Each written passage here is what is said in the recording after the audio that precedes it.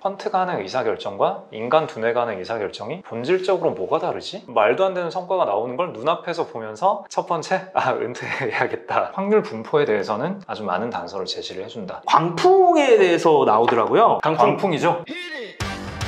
오늘은 이제 라쿤 자산 운용의 홍진채 대표님을 모시고 책 이야기뿐만 아니라 차트를 어떻게 투자에 결합시킬 수 있을까를 주제로 좀 해보려고 하는데 광고가 아니기 때문에 네. 저희가 얘기도 편하게 하면 될 것 같아요. 펀드도 하시잖아요. 라쿤 쪽도. 기본적으로 저는 돈을 버는 게 중요하다라는 생각이고요. 펀트에 대해서도 예전부터 관심이 많았어요. 펀트를 많이 공부를 해봐야겠다라고 마음 먹었던 시기 즈음에 좋은 개발자 분이랑 좀 뵙게 돼가지고 회사로 영입도 하고 모셔가서 펀드를 19년 연말에 설정을 했는데 런칭한 직후에 좋았어요. 근데 코로나 이후에 이렇게 빠졌다가 올라왔다가 하는 중에 그냥 적당히 시장 정도 성과였는데 올해 들어서 말도 안 되는 성과가 나와가지고. 참고로 제 지인이기도 하잖아요. 펀트 얘기를 한번 해도 좋겠다라고 얘기를 했는데 펀트를 막상 얘기하면 할 얘기가 없다. 전략이라고 하죠. 이걸 설명할 때 약간 난점이 뭐냐면 제가 카카오를 설명할 때 여러 가지 스토리들을 붙일 수가 있는데 펀트는 그냥 확률적으로 이게 돼. 유튜브에서 나와서 얘기하기 어려운 점 중에 하나가 그냥 내 패를 다 까지 않으면 아예 설명이 안 돼요. 그분도 딱 그 얘기를 하더라고요. 그러니까 이게 나와서 얘기할 수 있는 종류가 아니다. 기업을 분석해서 얘기했으면 내가 이 기업을 분석해봤더니 이게 좋아서 이렇게 됐어요 라고 얘기할 텐데 본인은 그런 거를 하지 않고 좀 데이터에 기반해서 투자를 했기 때문에 그냥 이게 데이터가 좋게 나왔고 요런 데이터였어 라고 설명하기가 조금 그렇다 라고 얘기를 해가지고 핵심은 얘기 못하고 주변 얘기만 하다가 끝나야 될 수가 있거든요. 그래서 아마 우리나라의 펀트나 차트에 기반한 컨텐츠가 아주 많이 나오지 못하는 것 같아요. 제가 할 수 있는 얘기를 해보자면은 펀트에 관심을 가지게 된 계기가 그 당시 옥스퍼드 대학 수학과 교수님과 잠깐 얘기를 나눌 기회가 있었는데 이분이 정말 천재 오브 천재인 게 그냥 몇 가지 질문을 주고 받는데 제가 언제나 고민하는 핵심적인 포인트로 확 집어 내려오시는 거예요. 주제 중에 하나가 펀트에 대해서 어떻게 생각하시냐였고 제가 그렇게 대답을 했어요. 그 일반적인 인간 매니저가 하는 얘기처럼 첫 번째, 좋은 성과를 낸 사례를 내가 잘 보지 못했고 그 다음에 아마도 그 좋은 성과를 내지 못하는 이유는 너무 상관관계에만 치중하고 인과관계에 대해서 고려하지 않기 때문인 것 같다라고 답변을 했어요. 그랬더니 인과관계를 알면은 뭐가 달라지느냐 그리고 인과관계를 과연 알 수 있느냐 알 수 있다면 어떻게 알 수 있느냐. 사실 인과관계라는 걸 완전히 파악할 수 없다라는 그 회의론의 관점은 저는 어느 정도 채택을 하고 있었기 때문에 인과관계 파악하기는 어렵다, 그래도 시도는 해야 된다라는 쪽이었는데 얘기를 하고 하다 보니까 말이 꼬였어요. 그러니까 백테스트라는 단어를 언급을 하셨잖아요. 퀀트가 하는 게 과거에 어떤 지표들이 어떤 조건이었을 때 이런 결과가 나왔다를 통계적으로 검증을 하는 거잖아요. 근데 아까 제가 그 소마틱 마커 티어리에 대해서도 말씀을 드렸었는데 그것도 결국은 각 기관들이 우리 신체가 통계적으로 이런 거는 무서운 거야, 이런 거는 좋은 거야, 자기 경험을 바탕으로 의사결정을 해버리는 거잖아요. 결국은 넓은 의미에서 과거에 있었던 일이 통계적으로 그럴싸한 일들이 앞으로도 반복이 될 거다라는 가정을 우리 몸은 기본적으로 깔고 있는 거예요. 그렇게 의사결정을 해버리고 우리 이성은 뒤쫓아갈 뿐인 거죠. 그렇게 본다면은 펀트가 하는 의사결정과 인간 두뇌가 하는 의사결정이 본질적으로 뭐가 다르지? 결국은 인간이 외부로부터 습득하는 수많은 데이터를 얼마나 퀀티파이 할 수 있느냐. 퀀트라는 모델이 쓸 수 있는 데이터로 갈아 넣을 수 있느냐 없느냐의 싸움인 거고 연산 능력은 당연히 기계가 더 뛰어나고 결국 기계가 이기는 판이네? 라는 생각이 든 거예요. 그러니까 그때 제가 섬뜩해가지고 빨리 퀀트 공부해야겠다 라고 마음을 먹었던 게 한 2019년 7월쯤이었고 그러다가 딱 실제로 퀀트 투자를 통해서 돈을 벌고 있는 분을 뵈가지고 이야기를 나누다가 이거를 펀드로 내도 될 것 같은데 라고 저희가 마음이 맞아서 19년 연말에 펀드를 냈고 저희 회사에서 실제로 말도 안 되는 성과가 나오는 걸 눈앞에서 보면서 첫 번째, 은퇴해야겠다. 두 번째, 그래도 우리 회사에서 나와서 다행이다. 네. 그래서 어쨌거나 앞으로 제가 이제 한 명의 펀드 매니저로서 더 역량을 쌓아가야 한다면은 이제 펀드 쪽이 아마도 굉장히 높은 우선순위를 가지게 될 거고요. 공부를 계속 더 많이 해야겠다. 그래서 이 영상을 보시는 분들도 기계가 하는 의사결정 어떻게 뭐 그런 것보다 어차피 요즘에 뭐 자율주행이 인간보다 더 안전한데 이런 얘기도 많이 나오고 있잖아요. 투자에 대해서도 근본적인 관점에서 인간이 하는 의사결정과 기계가 하는 의사결정이 그렇게 다르지 않을 수 있으니까 좀 더 열린 마음으로 펀트에 대해서 고민을 해보시면 좋을 것 같다. 그런 말씀 드리고 싶습니다. 그리고 사실 그 기계도 인간이 사람이 만든 기계이긴 해서 저는 그냥 조금 더 컴퓨팅 파워를 빌려온다? 맞아요. 노가다를 맞아요. 좀 대신해주는 도구로서 저는 기계가 좀 맞아요. 사용된다라고 바라보는 쪽이고요. 사실은 이제 이 책에서도 어떤 규칙들을 만들었으면 의사결정을 반드시 그대로 따라야 된다라고 하는데 제가 개인적으로 퀀트에서 느끼는 가장 큰 매력은 의사결정을 칼같이 해주거든요. 매매 결정 자체를 코드로 하니까 애초에 제가 개입할 여지가 없어요. 예를 들면 내가 손절 라인을 설정을 했는데 이 손절 라인이 막상 와서 내가 MTS를 키면 그 라인에 못 파는 경우가 진짜 많거든요.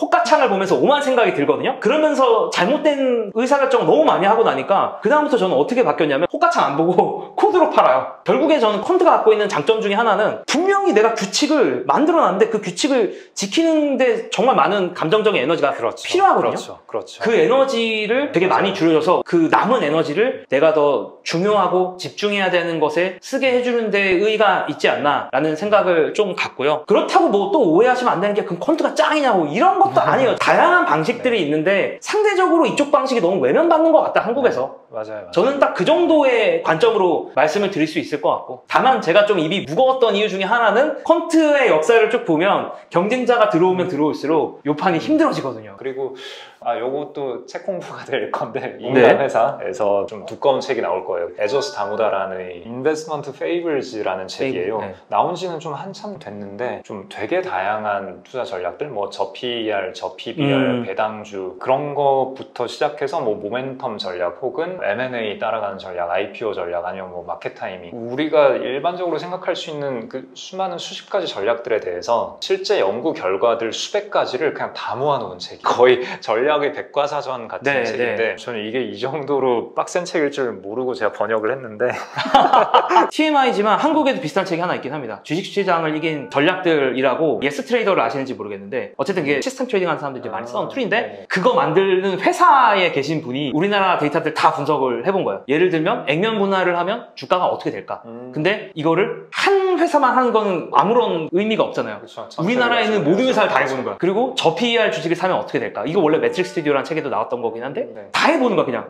심지어 이게 이번에 개정판이 나오기도 했더라고요. 그런 통계에 기반한 거를 저는 되게 선호하거든요. 물론 과거가 미래와 똑같다고 당연히 생각하지 않고 100% 맞을 수는 없지만 확률적으로는 전 어쨌든 과거에 일어났던 게 뭐 앞으로도 이어질 가능성이 높다라고 생각을 하면서 그런 데이터들을 한국 시장에 분석한 책도 얼마 전에 개정판이 나오긴 했는데 미국 시장까지 한 책이 있으면 더 좋은 얘기들이 나오지 않을까. 그 책도 되게 또 기대가 되네요. 에조스 다무다라는 저자가 각 전략들이 무의미하다는 얘기를 하려고 하는 게 아니다. 이 전략들이 워킹하는지 워킹 안 하는지를 열린 마음으로 분석을 해봤고, 그리고 좀 애매한 경우에는 우리가 어떤 식으로 보완을 할 수 있을까, 뭐 거기에 대한 얘기를 하고자 하는 거다라고 하는데, 거기에서 모멘텀 전략이 워킹해요. 추가 수익이 나와요. 특정 몇몇 기준들을 가지고 해봤을 때 모멘텀이 작동을 하는데 거래 비용을 감안을 했을 때도 추가 수익이 나오느냐에 대해서는 조금 애매하다. 물론 그 거래 비용이라는 건 또 사람마다 상황마다 되게 다르니까 단정적으로 말할 수는 없지만 어쨌거나 우리가 뭐 모멘텀 전략을 마냥 배제할 수 없다. 뭐 그런 결론인 거죠. 마찬가지로 모멘텀 전략도 일종의 차트와도 많이 연계가 되잖아요. 그러니까 뭐 거기에서 좀 확장을 해서 생각을 해보자면은 마냥 우리가 배제할 건 아니다. 그렇게 생각할 수 있을 것 같아요. 차트라고 표현해야 될지는 저도 정확히 모르겠는데, 처음에 제가 이제 입문했을 때 모든 지표를 당연히 할 수는 없는 거고 흥미로워 보이는 지표들을 가지고 다 해봤어요 진짜. 근데 문제는 뭐냐, 컨텍스트가 없는 한 지표에 기반한 전략들은 그냥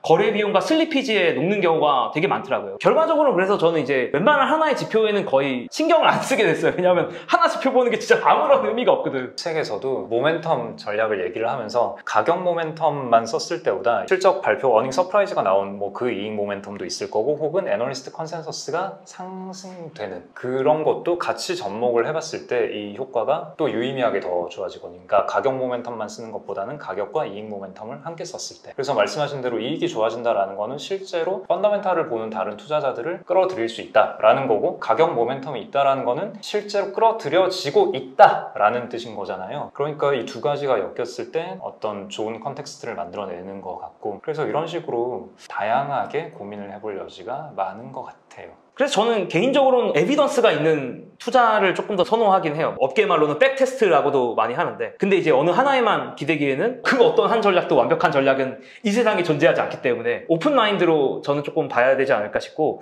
하워드 막스가 자기 이제 아들이랑 같이 인터뷰를 했었어요. 맞아요. 나는 왜 가치 투자자일 수밖에 없었고 내 아들은 왜 성장주 투자자일 수밖에 없었는가. 자기가 가치 투자자일 수밖에 없었던 거는 내가 태어나고 커리어를 시작하던 시절이 성장주가 무너질 때였거든요. 70년대 막 니프티 50 해가지고 성장주들이 되게 주목을 받았다가 오일 쇼크라든가 어쨌든 인플레이션의 어떤 위기를 맞으면서 주식들이 다 무너져 나가는 걸 보다 보니까 망하지 않은 애들을 찾아내는 게 훨씬 더 중요했었던 시대였던 거예요. 하워드 막스 아들은 또 어떤 상황이냐면 금수저고 먹고 살만 하니까 하나하나 개별 기업이 망하는 게 큰 이슈가 아닌 거예요. 본인 입장에서는. 그러니까 그럼 10개를 내가 투자를 해서 한두 개만 성공해도 충분하네? 이제 이런 관점으로 시장을 바라보게 되면서 이분은 완전히 성장주 투자를 하게 된 거죠. 아까 그 벤자민 그레이엄과 그 시대에 대한 이야기를 하면서 요즘 시대가 또 어떤 시대인가를 하워드 막스의 인터뷰를 보면서 저는 좀 그런 생각을 하게 되더라고요. 그래서 투자라는 게 참 되게 개인적인 행위다라는 생각을 많이 했어요. 내가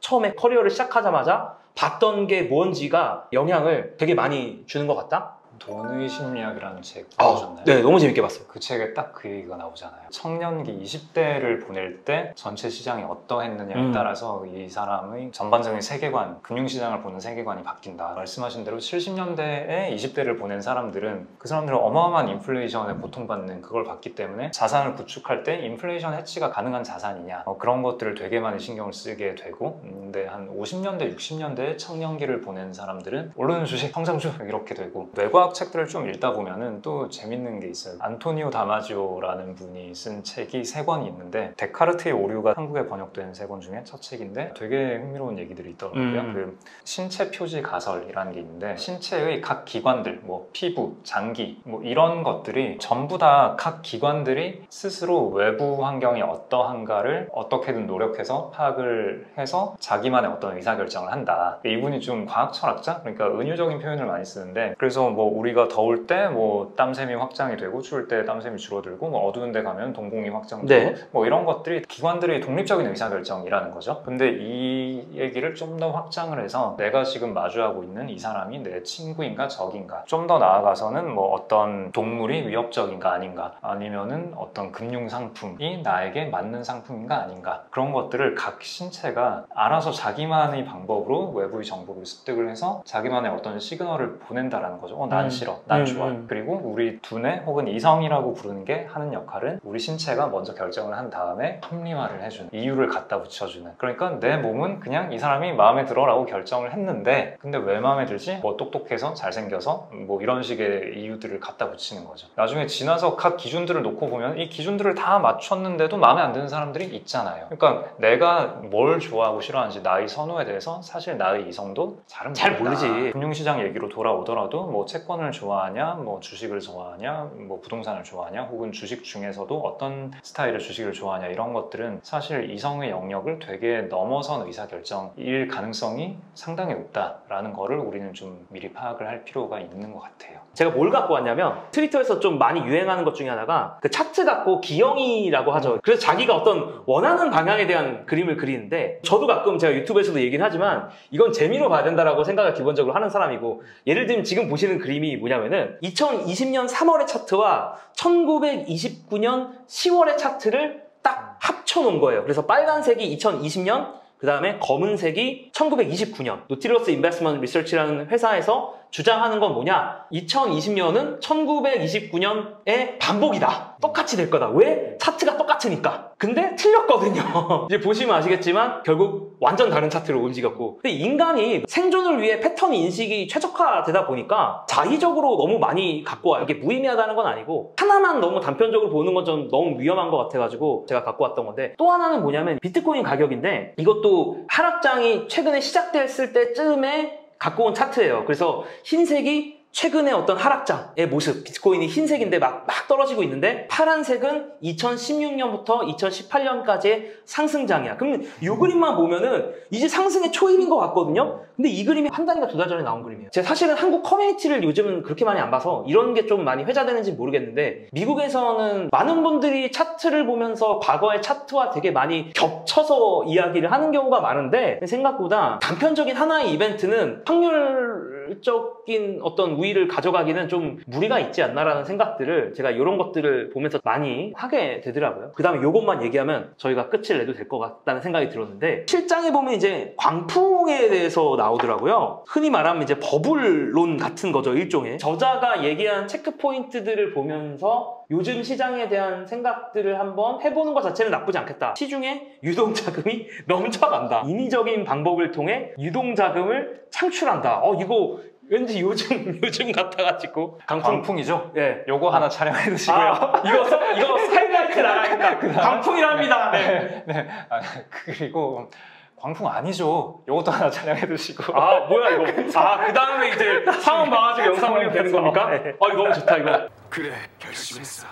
이 책에서 이야기하는 여러 가지 요소들을 아주 상당 부분 요즘에 만족을 시키고 있고, 그러니까 광풍이다라고 대답하기는 사실 쉽죠. 그래서 yes or no는 오히려 쉬운 질문이다. 중요한 거는 우리가 항상 이런 얘기를 할 때 그 질문을 던져야 돼요. 예측 모델이냐. 그러니까 현상에 대한 진단과 예측 모델은 전혀 다른 얘기거든요. 근데 우리는 보통 그 두 가지를 섞어서 쓰는 경우가 많아요. 예를 들어서 앙드레 코스톨라니 책을 읽어보면은 그 달걀 모델이 나오잖아요. 네. 그리고 무라카미 구니오의 주식시장 흐름 읽는 법, 네. 그런 책을 보면 또 사계절 모델이라는 게 나오는데 그 두 개가 거의 비슷한 얘기예요. 일단 유동성이 많이 풀리고 실적이 좋아지고 그러면은 버블이 생기고 인플레이션 우려가 있고, 그럼 유동성을 줄이고 그러면 실적이 안 좋아지고, 그래서 금융장세, 실적장세, 역금융장세, 역실적장세 이런 식으로 순환을 한다라고 얘기를 하고요. 그 사계절 모델에서는. 그리고 앙드레 코스톨라니 모델에서는 부화 뇌동 매매를 하는 사람과 자기 생각이 있는 사람, 이런 사람들이 손바꿈이 계속 일어나는데 이게 돌고 돈다. 코스톨라니의 달걀이라고 얘기를 하는데, 이런 얘기를 가지고 뭐 독서 모임을 하다 보면은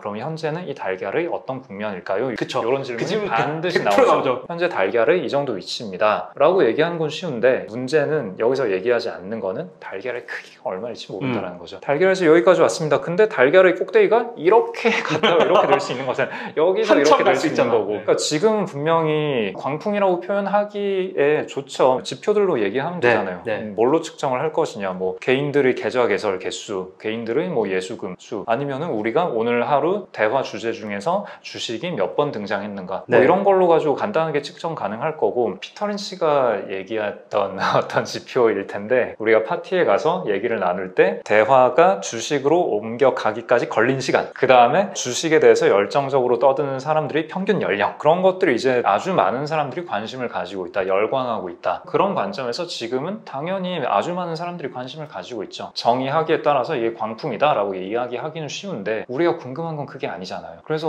어떻게 될 건데, 이게 궁금한 건데, 그거는 사실 광풍이다 아니다랑 앞으로 어떻게 될 건가는 사실 코릴레이션이 전혀 없죠. 사실 뭐 작년 5월, 6월, 7월도 광풍이었지. 작년 8월, 9월에 주가가 한번 꺾였어요. 그때 이게 바로 말로만 듣던 금융위기인가요? 뭐 이런 얘기도 있었고, 그쵸. 사실 그 일봉으로 보면 그때 차트를 보면 좀 힘든 차트가 나왔어요. 맞아요. 근데 그러다가 11월, 12월에 또 다시 쫙 반등을 해버렸고 정고점 뚫고 올라갔고, 올해가 됐더라도 1월에 좋았다가 1월 한 셋째 주 정도부터 이제 계속 흘러내렸죠. 그래서 1월 후반부부터 2, 3월 차트를 놓고 보면은 되게 힘들어하는 차트였고, 실제로 많은 사람들이 힘들어했었고요. 근데 지금은 사실 힘들었다라는 사실 자체도 까먹었죠. 올해 계속 좋았던 걸로 기억하잖아요. 어제 오늘 주가 빠지니까 또 왜 이렇게 힘드냐. 맞아요. 그러니까 그 모든 시기에 광풍 아니야? 너무 버블인 거 아니야? 이런 논란은 계속 있었죠. 네. 그리고 계속 올라갔다는 거예요. 그럼 이게 다 무슨 의미인데? 라고 했을 때 저는 이게 예측 모델은 아니다. 근데 확률 분포에 대해서는 아주 많은 단서를 제시를 해준다. 다시 말해서 광풍이 오랜 시간 지속이 됐으면은 이유가 뭐건 간에 하락을 했을 때 되게 많이 빠지겠죠.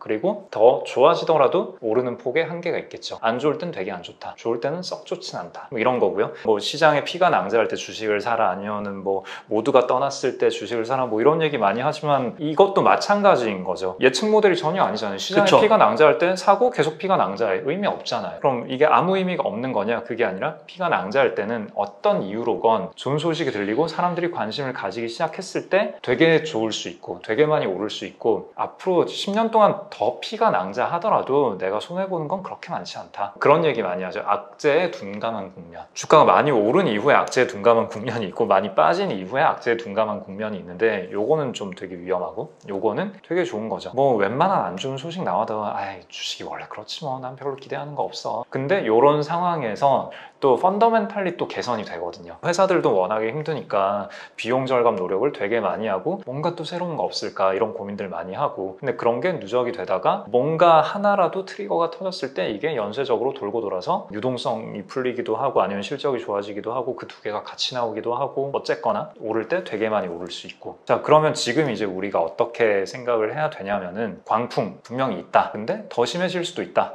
꺾일 수도 있다. 그건 모른다. 근데 꺾였을 때는 세게 꺾일 수 있기 때문에 변동성이 커질 수 있다는 거죠. 주식이라는 거는 내 투자 기간이 한 30년 정도 된다라고 하면은 아무리 고점 직전에 들어와서 물리더라도 지나고 나면 다 회복이 되거든요. 그렇기 때문에 내 투자 기간이 얼마인가 그리고 내가 그 기간 동안 감내할 수 있는 변동성, 감내할 수 있는 손실의 폭이 얼마인가를 얘기를 했을 때 내가 1년 안에 어딘가에 돈 써야 된다. 그러면 당연히 주식 같은 거 하면 안 되죠. 그래도 빵 퍼센트는 언제나 되게 위험해요. 맞아요. 하락해야만 내가 기분이 좋거든요. 그런 상태가 되면은 되게 불리해요. 기본적으로 주식은 길게 보면 이기는 게임이기 때문에 아예 처음부터 안 했던 사람이면 모르겠는데 하다가 그만둔 사람이면은 심리적으로 되게 위축되기 때문에 일단 어느 정도는 가지고 있는 게 좋은데 전체 재산에서 1% 정도 주식 가지고 있을 때 이게 반토막이 났다. 내 인생 별로 바뀌지 않잖아요. 근데 두 배 오르면 기분이 약간 좋잖아요.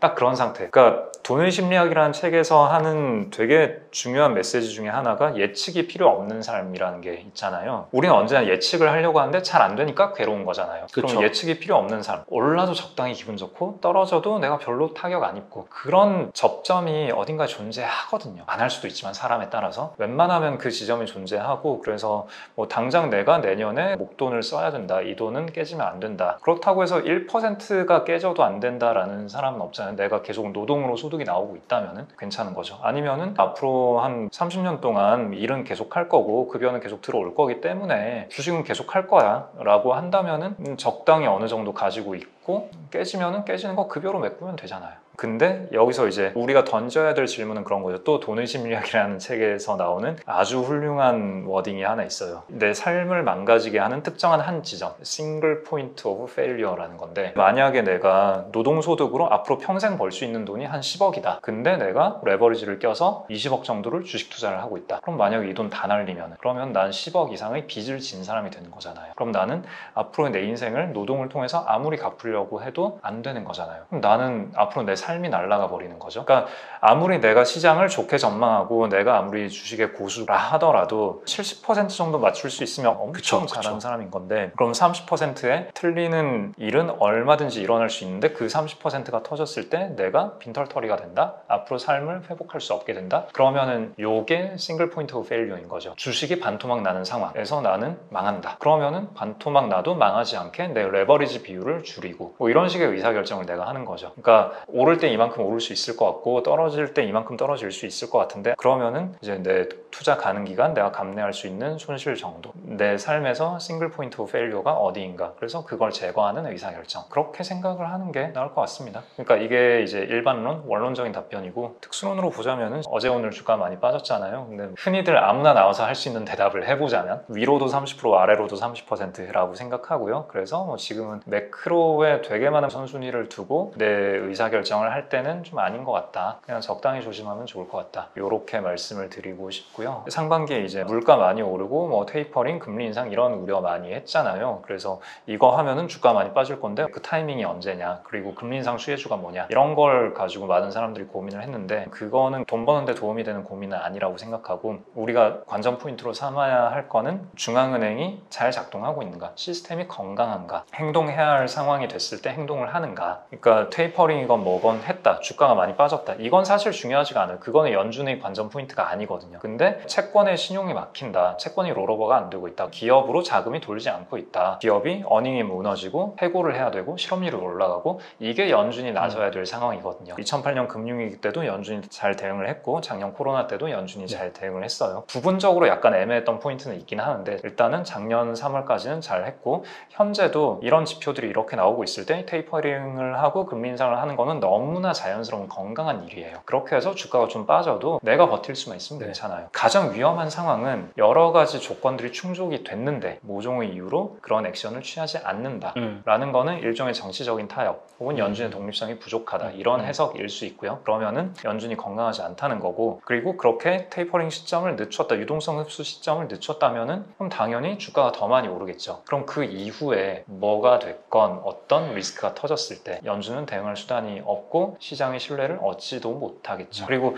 우리가 그 시나리오 하나는 아주 높은 확률로 생각을 해볼 수가 있어요. 이제 파월 의장 임기가 얼마 안 남았잖아요. 네. 연장이 될지 안 될지 모르겠지만 신임 의장이 오면은 아주 높은 확률로 일단 주가는 한번 축 빠집니다. 그리고 빠르게 회복은 합니다. 과거 사례로 보면 거의 100%였던 것 같아요. 그때를 내가 어떻게 버틸 건가, 뭐 이런 고민은 한번 해볼 수 있을 것 같아요. 그래서 제가 얘기를 듣다 보니까 이 책 외에도 교내 심리학도 진짜 좋은 것 같아요. 저는 그 책도 보시고 그 외에도 오늘 언급된 책들은 조금 관심을 가져보시면 좋지 않을까. 적어도 뭐 월가의 영웅이라든가 현명한 투자자들 정도는, 사실은 저도 그래서 그 두 책은 그냥 한번 또 컨텐츠를 해봐야겠다. 왜냐면은 제가 이걸 하니까 계속 보는 거예요. 제가 공부하는 느낌이 되게 좋더라고요. 그래서 또 다음번에는 클래식이라고 해야 될까? 그런 책들도 한번 또 해보면 좋겠다라고 생각을 했고요. 오늘 이야기 너무 재밌었습니다. 즐거웠습니다. 네, 오늘 수고 많이 했습니다. 네. 그럼 이걸로 영상 마무리하도록 하겠습니다. 네, 감사합니다. 감사합니다. 네, 감사합니다. 네.